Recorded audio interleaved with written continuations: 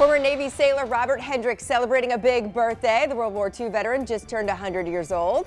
He celebrated at his senior living home wearing a festive hat that he looks like he loves.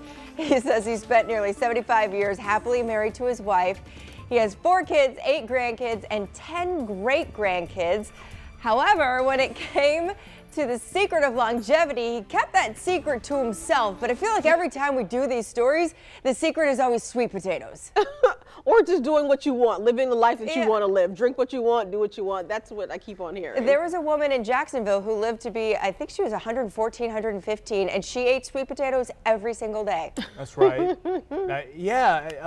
And there was a gentleman, I think you did the story, didn't you? Had him out of the can? Didn't he have like canned green beans or something? And then there was a woman we did a story with. She smoked cigars. Or those that say drink as much as you want. Yeah, you know. Have fun, live life. I think it's all Enjoy yourself. That's the key. Yeah.